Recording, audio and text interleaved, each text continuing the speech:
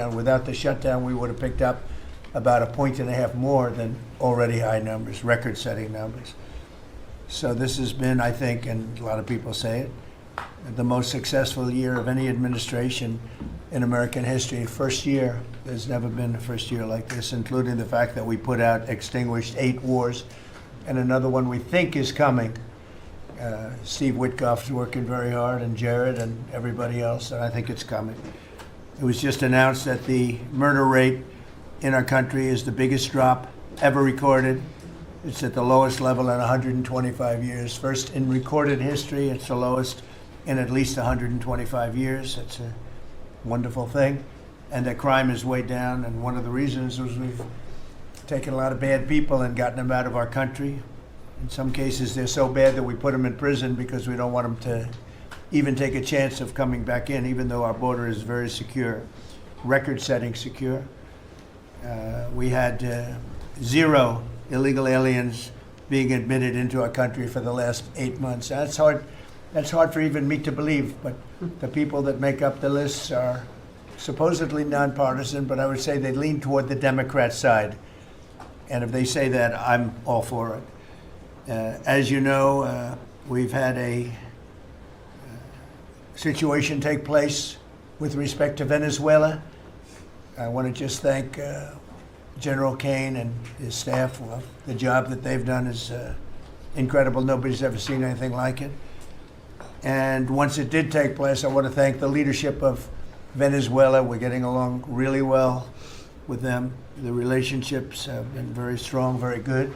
And they have informed me that they feel there's very good security, very strong security. We're working with the various people involved, including Chris and Doug and everybody on the oil.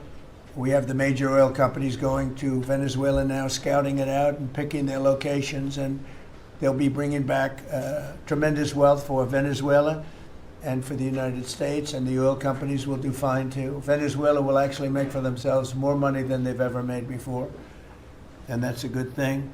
And the people of Venezuela were literally in the streets waving American flags. They were so happy. And the people in our country, like in the Doral section of Miami, which is considered Little Venezuela, they're thrilled.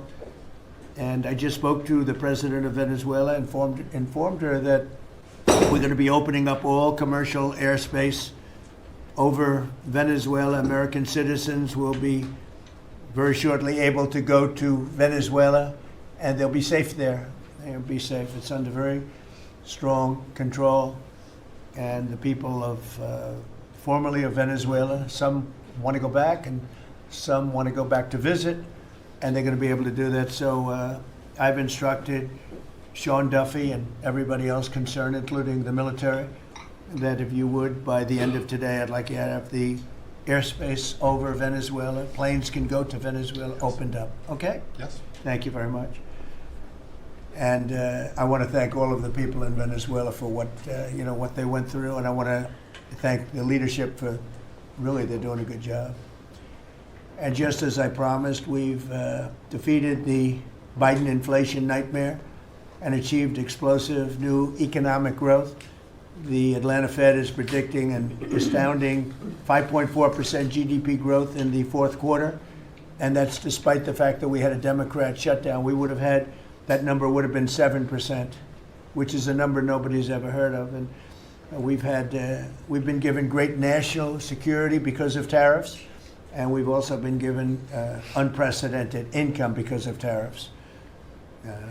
Part of the income that we gave, $12 billion, we gave to the farmers of our country, so that yesterday I was up in Iowa, and they were very happy, Madam Secretary. Yes, sir. They were very, very happy. They were great. Cool.